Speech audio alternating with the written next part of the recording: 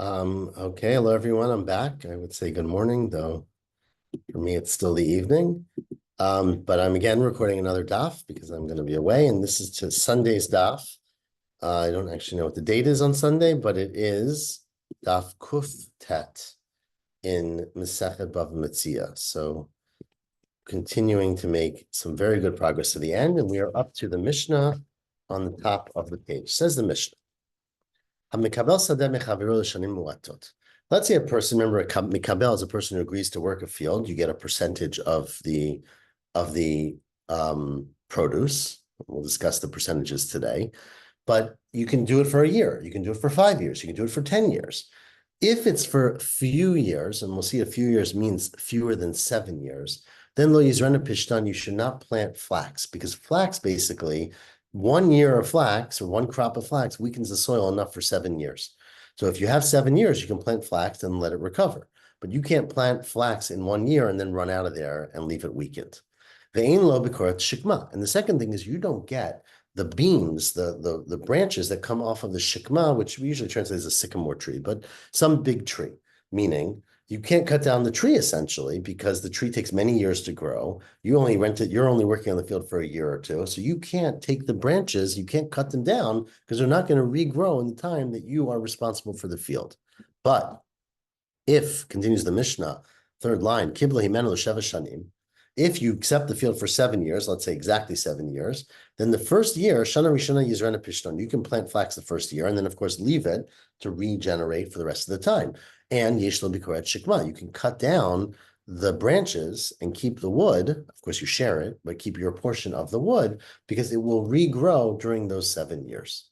Now, says Abaye, Amar Abaye, bikorot shikma ein lo. You know what you don't get if you're a sharecropper, let's say for 3 years, you don't get, if the branches fall down, you can't get a beam that, or if cut down, you don't get a beam that comes from those branches.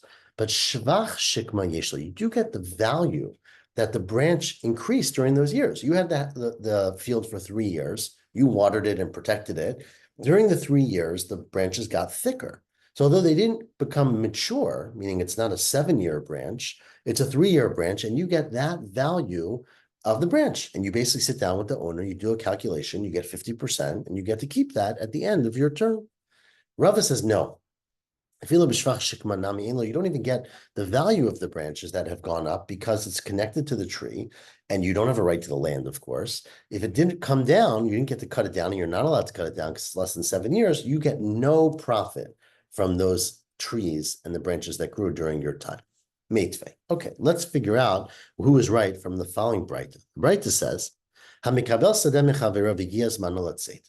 Let's say a person is mikabel. Again, mikabel means you accept as a sharecropper to take care of somebody else's field. You pick whatever time. You pick 5 years, 10 years, 50 years, and the time is up. V'gias mano letzeit. Says the Breita, shamin lo. You do an assessment. And you figure out, it sounds like, you figure out how much the trees in the field, right? If you're talking about crops, you cut down the crops. You give the sharecropper 50% or 30%. You give the owner the rest. What is shamin lo? What assessment are you making? It sounds like, my love, shamin lo b'shmach shikma. You're assessing the trees. How much have they gone up in value? Right? Let's say it was the field's 5 years. They've grown X amount. And you then calculate and give the sharecropper a percentage of that. Sounds like a buyout. Says, well, no. Shamilo yarka v'silka. You evaluate how much the vegetables and silka, we had this, remember the other day, beets are worth in the fields. Well, we mean you evaluate what they're worth. Pick them and sell them and give him the percentage. Yarka v'silka, if you're talking about vegetables and beets, nakar v'nishkol. Pick them, weigh them, and calculate half to him or whatever, again, whatever percentage you agreed on. This is where no, it's talking about a scenario where his time ended, say at the end of Tishrei, right? But lo mata yuma de shuka, the day of the shuk, the market day has not come yet. So if you pick your lettuce, right, and you wait 7 days, they didn't obviously have refrigeration, it's going to get ruined. So you should leave it attached to the ground, but he's got to leave. His time is up. So he's like, I got to leave today. It's not the time of the shuk. I don't want to lose all the lettuce that I grew. That's where you do a shuma and you calculate how much is it worth, and he gets whatever percentage he was supposed to get. Okay, Tashma, let's prove it from the next brisa. The brisa says, you accept to work on a field, and Shemitah comes. Shamin lo. Okay, so his term is up. You then evaluate how much he added to the field. Now, first of all, says, what are you talking about? Shvi'it, mika mafka mi'ara. You don't have to leave the field when it's Shemitah, right? If you agree to work on a field for 10 years and Shemitah comes, you can't work it on Shemitah, but you continue working it after Shemitah, right? Why would that interrupt your ownership? You're not your ownership, you're working on the field. Elema, no, you're right. It means Yovel. Yovel shaminlo. Right? If you agree to work a field for 20 years, let's say, but Yovel comes after 10, you lose the field at that time. Says Gemara, why? Why would Yovel take away from being a sharecropper? You keep using the word sharecropper. A ris is usually how we say sharecropper. A kablan is a little bit more than a sharecropper, like an accepting responsibility. But anyways, why would Yovel take away from this owner this right to work the field, right? The Torah says you can't sell a field forever, but if you're a worker, that's not forever. Yovel shouldn't interrupt that. Ela you're right. This is what we mean. It says halokeach sadeh michavero. If you purchase a field, not if you're working a field, but you actually purchase a field from somebody else, ve'egia Yovel, and Yovel comes, then you give the field back in Yovel, but shaminlo, but you assess how much did this person contribute to the field, and you have to actually pay him for what he had contributed to the field, which sounds very much like if someone contributes to a field, even though you can't cut down the trees for wood, you have to pay the person who worked the field for the amount that he increased the value of the trees. So it should be the same for a sharecropper. Well, maybe it's not the trees, maybe it's the vegetables. It's referring to vegetables, right? The fruits and the beets. Says the Gemara, but you don't sell yarka and silka in Yovel. Silka v'yarka, vegetables, but Yovel hefkeru. They are ownerless, right? They become hefker. Elalav, it must be referring to the trees, right? Just because it's Yovel does not mean I can go into someone else's field and cut down his trees. So the trees still retain value, and it must be that's referring to shvach shikma, like Abaya said, unlike Rava said. Says Abaya, I appreciate the attempts to support me, but Tirgama Abaya Liba de Rava, I can explain this according to Rava. Remember, Rava argues with Abaya, and this is proving Abaya, but Abaya says this is not a great proof. Because what I would tell you, according to Rava, is that the reason that you give off some of the ownership, you give up some of the value to the person whose field went away from you in Yovel is Shani Hatam. Because the Torah says, Yatsa mimkar bayit. Now, it's talking about a different context from recent week's parsha, but it says you lose the sale of the house in Yovel, meaning mimkar choser. The fact that I bought your field, that goes away during Shemitah, but the value that I added to the field doesn't. I mean during Yovel, but the value, the shevach, doesn't necessarily go back in a choser, and therefore you have to pay me for the shevach. And so that's why by sales that go back in Yovel, you have to contribute and pay the person for what he increased the value of your field. But that's not necessarily true about a sharecropper. Says Gemara, well, why don't you learn out from that person? Why don't you nigmar minei? Says Gemara, because that's a little bit different. Because there you actually bought the field and invested and made it better. Hatam zvina malyahu. It was a big sale. It was a legitimate sale. Yovel afkata de malkahi. Yovel is sort of no one's, it's the halacha. It's the afkata de malka means the king's command.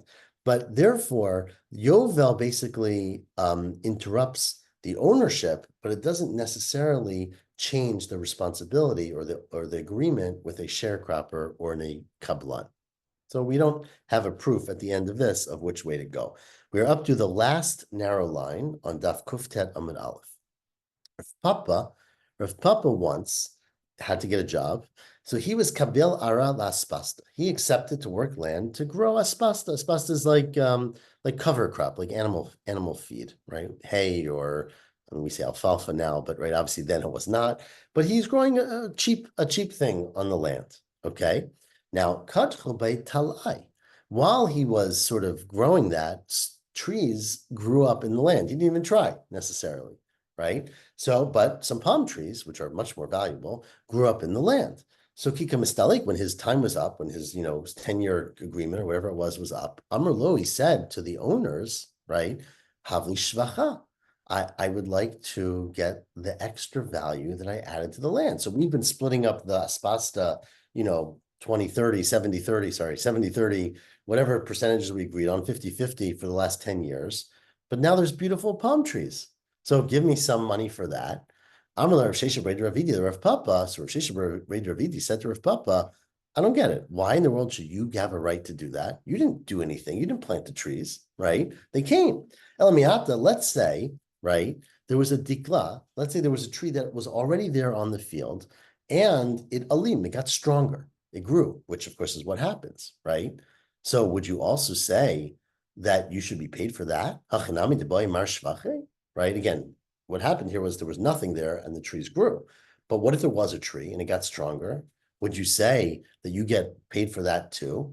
Amalei said, no, that I wouldn't expect payment for because hatam lava nachit. I didn't go down to work the field planning on increasing the value of the tree. But me, when I went down to the land, right, I basically thought that I was going to, the opposite, right? Let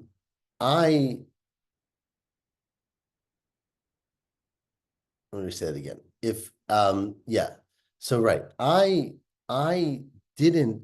Rashi points out the opposite, that when there's a date tree on a field, remember we had a halacha a couple weeks ago that a worker on the field gets to eat the dates on the tree, right? You don't get to sell them, but you get to eat whatever's there. So there, Rashi explains it. You went down to the field thinking, I'm going to take advantage of this date tree for my food, right? But not for the growth of the date tree. But me, says Rav Papa, there was no tree when I went down. So I wasn't counting on the fruit of the tree to help sustain me. So I think that I should get the value that this tree was added to the value of the property, right? Because this is why I went down to the field with this in mind. Says Gemara, well, that sounds a lot like Abaya. Kiman ki Abaya. This sounds like he's going only like Abaya. That a sharecropper is supposed to get the value of the contribution that they made to the trees that stand on a field, even not just crops that were picked, but even things in the field that exist that have not been harvested yet. You get that value. Says Gemara, no, if Papa would say Kirava, I would say even according to Rava, because Hatam, in the case of Abaya, in the case of Rav and Abaya, we're arguing about let leipseda, right? The person who was sharecropping this field did not lose anything by this tree growing. But Hacha says, Rav Papa, I made money off of growing seeds, growing, let's say, soybeans on this field. But everywhere where a tree grew, I can't plant soybeans. So I lost my primary income in order for these trees to grow. So I should get some of my income back for the trees. Hacha ikap seda. Here I lost because I couldn't plant what I was supposed to plant wherever the trees grew. Amalei, they said to him, look, okay, so what did you lose? You lost, each tree is like 6 feet of hay, right? 6 feet of soybeans. It's 10 cents. My pseidach yeda das pasta.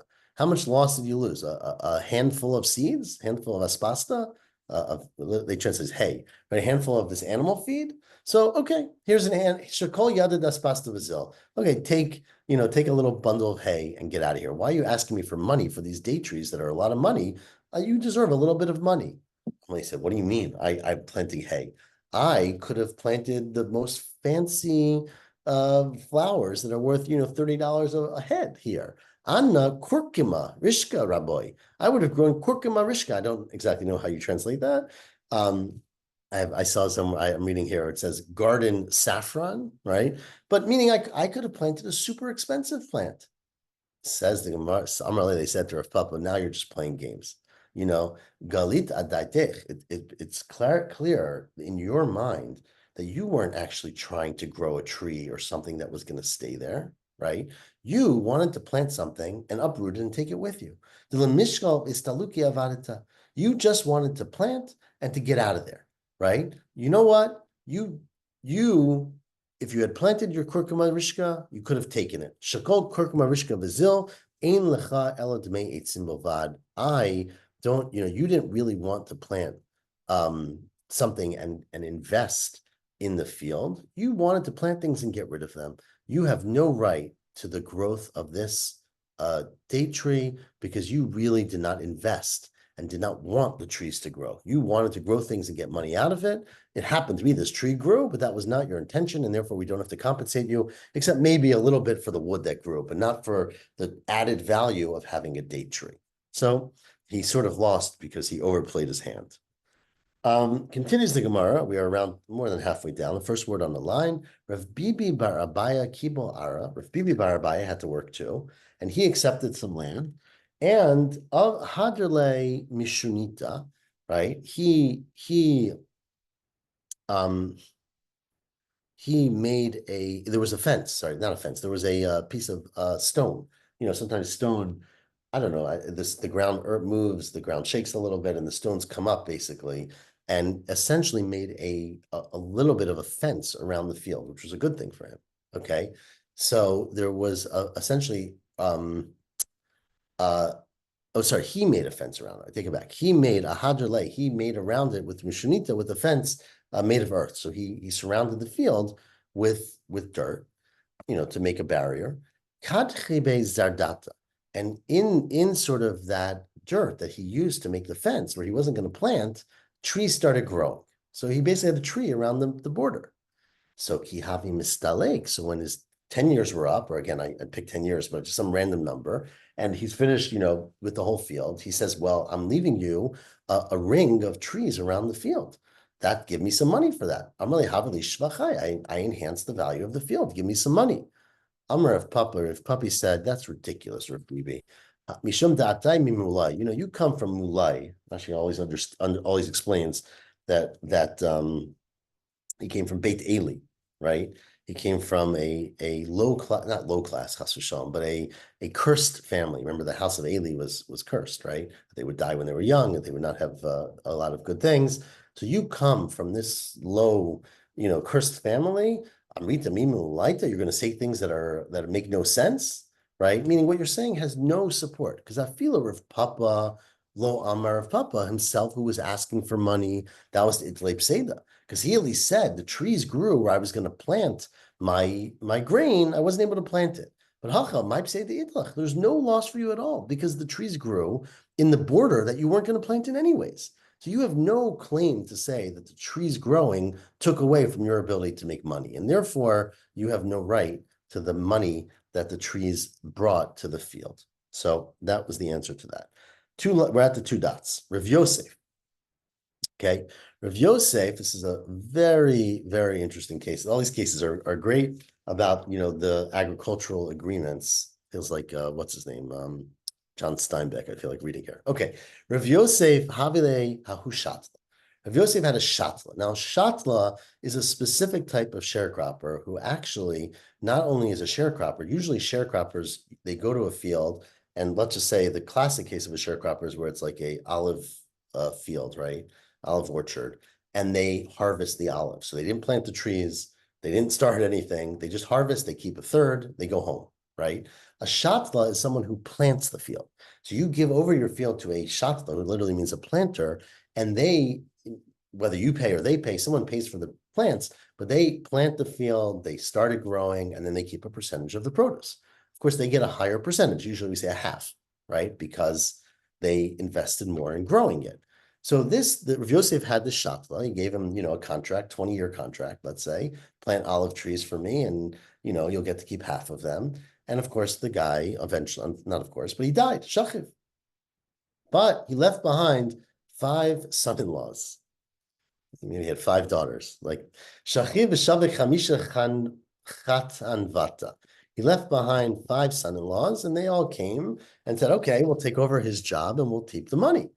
Amran, you know what the Rav Yosef said? Look, I'm sorry, they said to Rav Yosef, we're good for this, because Ada Idna, Rav Yosef said, Rav Yosef said, Ada Idna Chad, till now I had 1 person working for me. Now I have 5. Hashta Chamisha, is that a good thing? It's not. Because Ada Idna, Lo Avisamcha Hadadil Mafsidili. They wouldn't count on everybody else. When you ask 5 people to do the job that 1 person can do, you get a worse job than 1 person, because they're going to rely on each other. Each one's going to not show up today because you got 4 other people. Hashta, Chamisha, you have 5 people? 5, especially the next generation. Samcho hadadi, they are going to count on each other and therefore not take personal responsibility. Umafsidili, and they're not going to work the land, and it's not going to produce well. Okay, so he said to them, business is up. Amr lahu, he said, look, ishaklitu shvachayo mistaliknu mutaf. If you want to take whatever value your father-in-law added to the field, I'll give you the percentage, get out of here, good for you.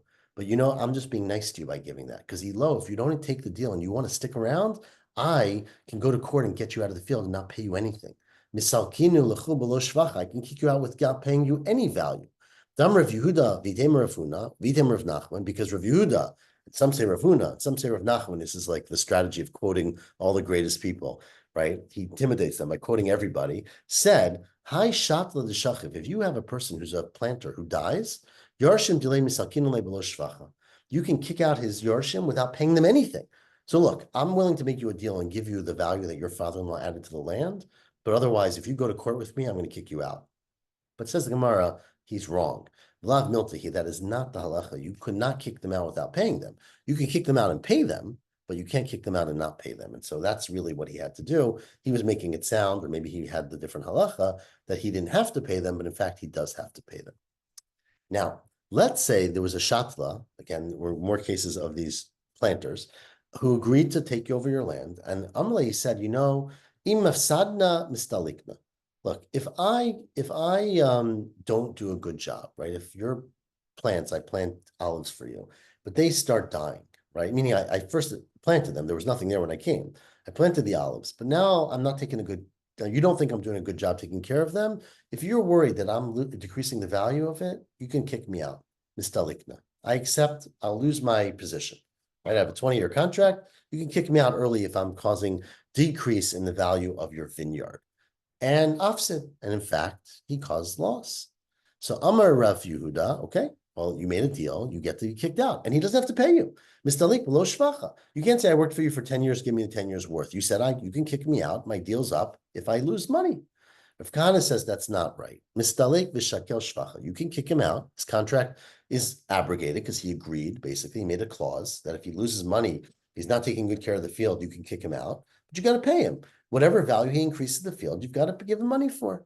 And says the Gemara, Moder Rav Kahana admits, although you have to pay him, but that if he explicitly said, the Amar, look, I guarantee you I won't lose the quality of your field. I give you such a guarantee that if I do, you can kick me out at any time. Damar, if he said, if I lose money, then, and again, lose money is relative, right? Because he initially gained money, because he started off with a field that had nothing. He raised its value to $500,000, but then he's not taking good care of it. It goes down to 400. And he said to him, if I start losing you money, mistalikna below shvacha, you can kick me out without paying me. Then, in fact, you can. That was the condition. Then, mistalik below shvacha, then you can kick him out without paying him. Rava says, even then, even if you explicitly say that if I lose money on the field, you can end my employment and kick me out and not pay me, you still can't do it. Because as we've said many times, that's an asmachtahi. It's something where people just says it. They say it so that you rely on them, but they don't mean it. They don't think it's possible, right? They don't think it's likely. They're so confident in their skills that they don't really mean it. And asmachta lo kanya.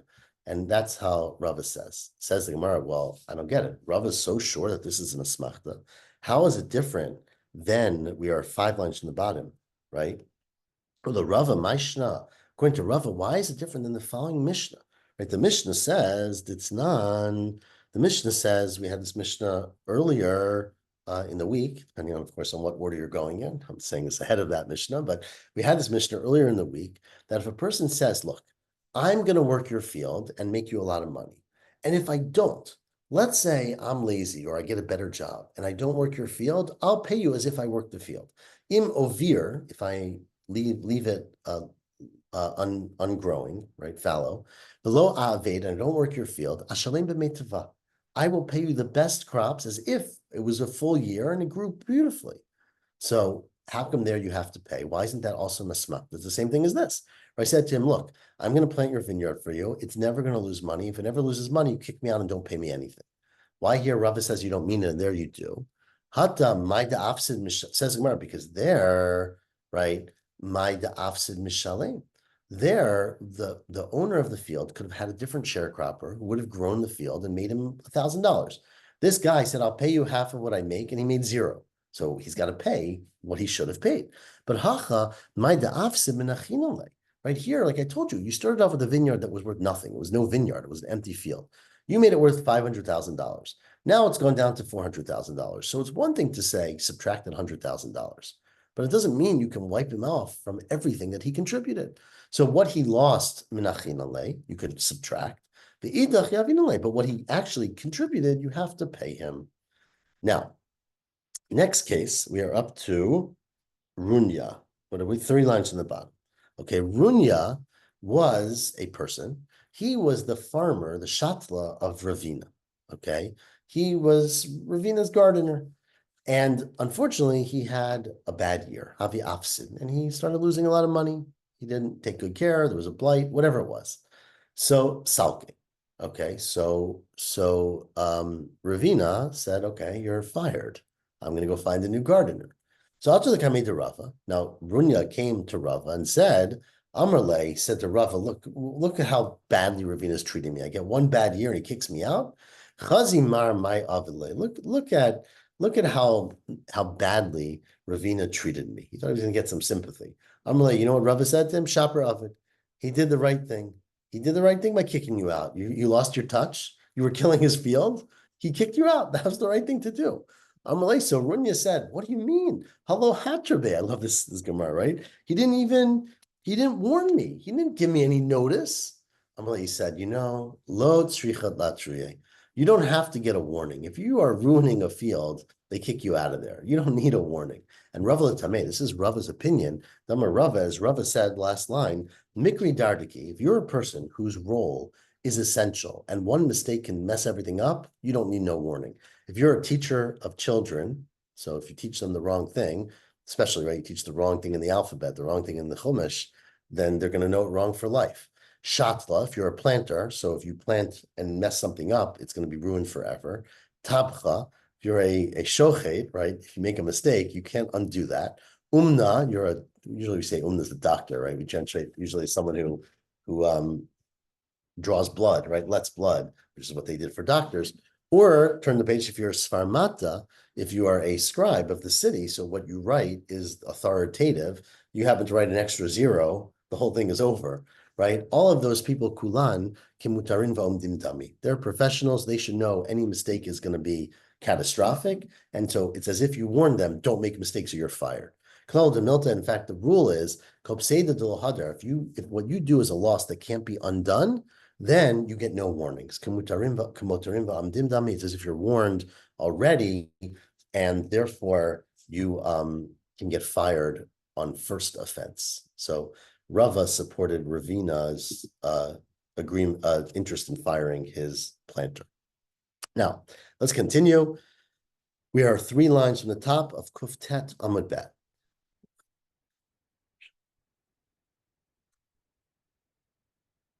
It was a case, a very interesting case. Hushatla. There was a guy, again, he was a planter.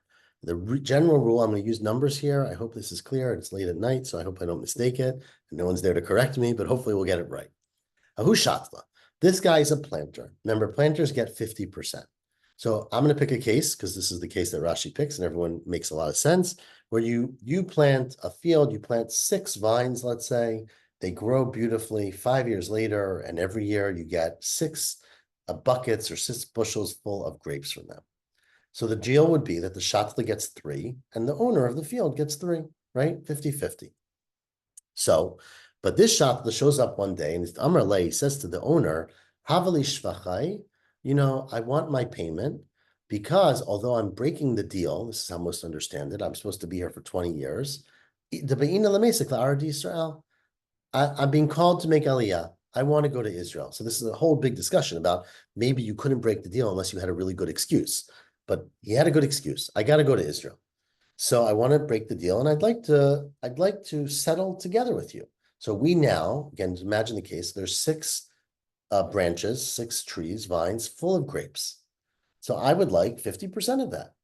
Now, The problem here, so well, let's read it. Up to the Kamei of Papa Bar Shmuel, so they came in front of Papa Bar Shmuel. Amalei said, "Havalei shalchei." I'd like to get. Sorry. Shmuel said, "Give it to him. Give him his 3 bushels, his 3 vines worth." Up to the Kamei of Papa Bar Shmuel, Amalei said, "Havalei shvachei." Right? Another rabbi came. I guess he was looking for another opinion. He said, "Give him his money." Amrle Rava. Rava said, "Whoa, slow down. What do you mean you give him his money? Ihu Ashmach? This planter, he's the only one who should make money. He's the only one who made the field, the vines grow. Aralo Ashmach? The land didn't make it grow. Why in the world should he get all the money?" Amrle said, "Of course I didn't say he gets all the money. I'm saying he should get half the value. There's 6 vines full of grapes. He should get 3 of them." Amrale, so now Rava said, I'm sorry, Amrale, Rava, yeah, Rava said, you got a big problem. Because the problem now is he's packing off and going to Israel. There are 6 vines full of grapes, but how are the grapes going to get off the vines, right? You're going to have to now go hire a sharecropper. And remember, this is why I picked the case of 6, or why Rashi picks the case of 6. You, the Gemara does, you have to pay a sharecropper. Usually, remember, you paid 1/3, usually, to a sharecropper. So the sharecropper is going to take 2 of the vines, 2 out of the 6, for his payment for taking the grapes off the vines, right?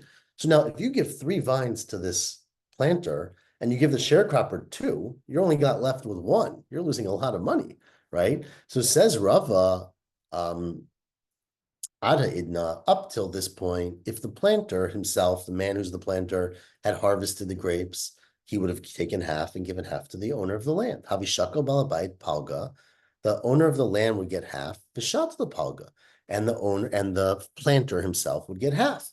Now he's leaving, and the person who's going to take the grapes off the tree is the sharecropper, a new person. Manta larisa. You have to give a portion to the aris, right? So therefore, basically, how could you give the shatla half? You're going to give the aris a third. There's going to be very little left. There's only a 1/6 left for the owner.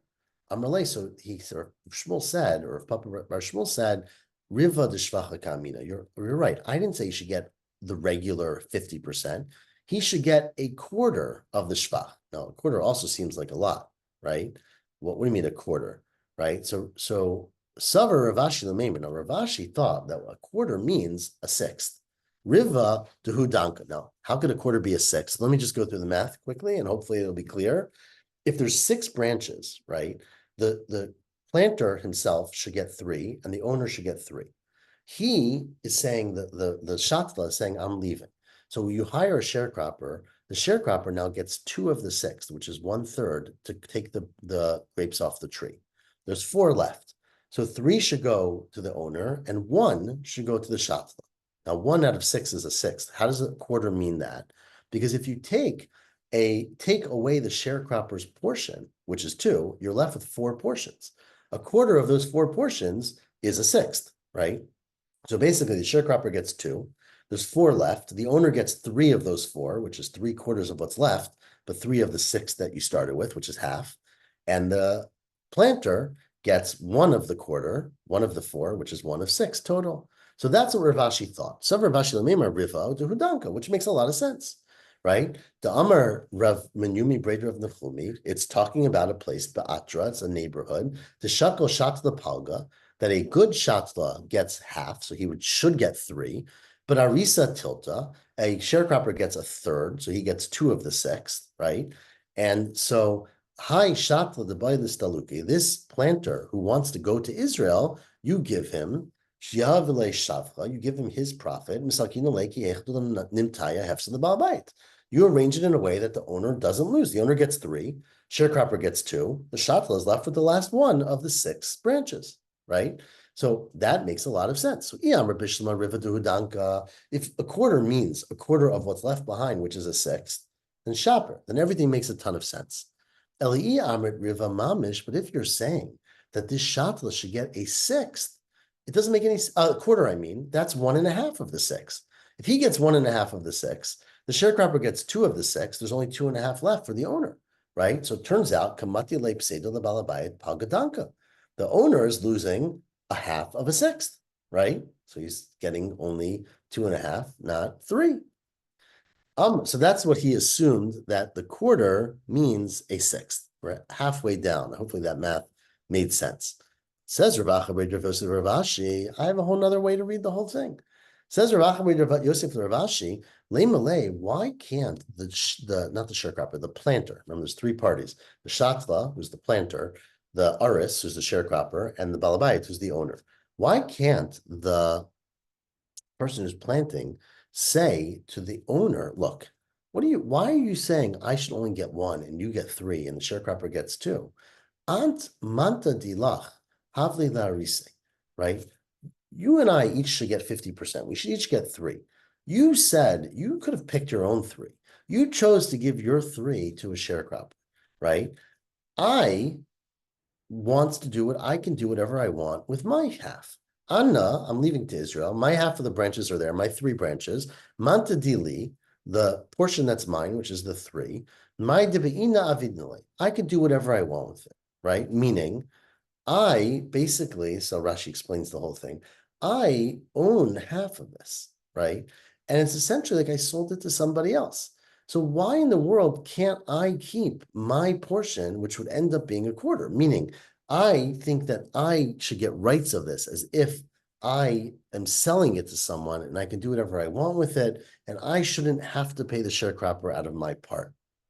Amar, now there's two different ways to read this, but one way is that he said to him, I don't think you understand this math so much. When we reach the parak, which we're actually going to get to soon enough, of Mesechet Kachim, of Zvachim, Tava actually start asking me questions then, meaning, again, there's two ways to read this. One is, it's not a good question, and keep learning. Maybe when we get there, you'll ask good questions. The other is to know it's a very good question, because maybe you should view the whole thing differently, and instead of viewing them as being all beholden to the Balabait, half of it is beholden to the planter and half to the Balabait, and each one gets to do whatever they want with their portion. And that's such a good way to look at it that when we come to Kachim, I can't wait to hear your questions there, because they're going to undoubtedly be great questions. So anyways, we'll stop. That's the explanation with that. Says the Gemara now, 15 or so lines to the bottom, Gufa, the first word on a line. Amar of Numi, Breit of Nechumi, in a neighborhood, the Atra, a neighborhood, the Shakal Shatla Palga. A Shatla, remember, a person who plants gets 50% of the produce. And Arisa, a sharecropper who just picks, he gets tilted, he gets a third, right? So in that kind of case, hi Shatla, a planter who wants to get out of the deal, maybe to go to Israel, you basically give him his value, and you get rid of him, so that the Balabayit does not lose any money. Meaning, basically, we're re-quoting what we just said before. And Amar Rav Minyumi, Breder of Nechumi, again, the same person, Kofa Saba, if you have a kof, a vine that is an old vine, then if you hire a planter for that, he should get half palga of the fruit that it produces. But shat feinara, in a circumstance, meaning there's different ways to read that, but want to understand that even though he didn't actually plant the vine, you give him responsibility for the vineyard to plant new vines. He basically gets ownership over the old vines as well. So his 50% goes not just to what he plants, but to everything under his oversight in the vineyard. If you have a river that gets flooded, right, and basically what happened was all the trees fell down, so they didn't produce anything. Right now, they're good maybe for firewood, or they're good to replant. Then you only get riva. Then you only get a quarter, because basically, although you planted them and put in all the effort, they never produce fruit. Right. So since they were shatfanar, they were swamped. You no longer get your 50%. So 50% basically goes for the produce, but not for the value of the trees if they get knocked over or ruined, like in a hurricane. Okay. Interesting halachot. We are now again at the first word on the line. Hahu gavra. There was a person, 10 lines from the bottom. The mashkin pardesa the chavri the eser shnim. Similar kind of case. He borrowed money from someone and he said, you can use my, remember we talked about this before, you can use my parties for 10 years. And I guess each year you deduct $1,000. So by the end of 10 years, you paid back the loan, right? But of course, what happened was the pardes turned into kash. It turned into, it died, right? Kash is like old shriveled stuff. So it died, chamesh shnim. So 5 years in, the parties, all the trees died. So the question is, right, did you agree to 10 years because you're going to get the fruit or not? It's still there, but it's not producing anything. So does that count to pay back the loan? So Abaye says, Perihavi. Abaye said, look, you do. The wood that's left is the fruit of the trees, meaning it's still the tree and the vineyard's still there. It's a very poor producing vineyard, but that's a risk that you take. And so therefore, basically, you can cut down the trees and say, I'm basically taking my olives, right? My olives are the trees that produce the olives or whatever they produced or grapes or whatever. So you're allowed to cut down the trees as the lender, sorry, not the debtor, the one who owns the mortgage, and you can sell them. Rava says, no, that's not correct. Karnahavi, that the wood itself is considered to be the keren, right? And therefore, it's not, when you said you get this for 10 years, you get to enjoy the produce of it for 10 years. You don't get the actual thing. The tree is the keren. What you can do is you can cut down the trees, which are dead, use them for firewood, sell them, for whatever money you can make. Take that money, yilkach bo karka, and buy another plot of land, which might be smaller, and huochel perot. You can eat the fruit of that land, but you can't actually take the money from the tree. So that was the halakha that Rava said that disagreed with the Baya. Meitve asked the Gemara, what about the following Breita? The Breita says, we are, again, 8 lines from the bottom, something quoted earlier. Let's say, this again was the case when you gave a field as a mortgage for your loan. So the Breita said before, let's say Yavesha Ilan, let's say the tree dried up, so it's not producing any fruit anymore. Or Niktsatz, or it got cut down and now it's laying on the ground. Shneim Asurim Bo. Both the borrower and the creditor are not allowed to use the tree because the deal was that the creditor got to use the tree in order to pay off the loan, but now it's cut down. So what do? Says the Breita. You sell the tree for wood, right? Meaning for firewood. Take the money. You buy more land. And the creditor, the one who lent money, gets to eat the peirot until the term of the loan is up. Now, my love, we think that means that yavesh tum yad niktzatz. That what does it mean cut down? It's similar to dried out. That man niktzatz bismano, just like when we say it was cut down, we think that means that it was cut down when it was no longer functional. Af yavesh bismano. So too, we're talking about a case where it dried up because it got old. It wasn't because of an accident or a blight. It was, trees have a certain lifespan, maybe 30 years, and then they were over. The Katani, and it says, Yilakach behem karka, that what you're supposed to do is buy land and huachal perot. And the lender, the creditor, eats the fruit. What you see from here is exactly what Rava said. Alma karnahavi. You see from here that trees that are given as a mashkon are considered to be keren, and even when the tree dies, the lender can't take the tree. Can't say, as Abaye said, this is fruit now. The tree is now the fruit. The tree is still the keren. Says we're low. That seems to be the case, but in fact, it's not what happened. What we're saying here is niktzatz, 2 lines from the bottom, dumya de yavesh. It's the opposite. Is that yavesh means here below zman. It was a freak thing. The tree had 20 years of life left, and somehow it died, right? So meaning it was unexpected, and it was not in its time, and therefore, so too, niktzatz, it was cut down, means it was cut down before its time. It would happen by either someone vandal or some accident, but it wasn't cut down because it was time to cut it down, meaning it didn't happen in a way that it normally should happen. And so therefore, because of that, basically, we're talking now backwards, the case of Abaye, where he said earlier that if it's cut down below Zmano, then because it didn't happen naturally, you don't view the tree as the karka and say the tree is still the property and it's not owned by the lender. Basically, in that case, because it died below Zmano, or because it was cut down below Zmano, it becomes like a fruit. And that's where Abaye said that the lender is allowed to actually take the tree and use it. He doesn't have to take the tree, sell it, make money, and buy land and use the land, get payment from the land. So the case that Abaye said that you're allowed to take the tree and consider it as peirot is a case where it died below Zmano, but if it dies Bismano, Abaye would agree that it's okay. And we will stop there. We are at the bottom line now of Kuftet Amud Bet and pick it up from there tomorrow or on Monday. Have a good day, everyone.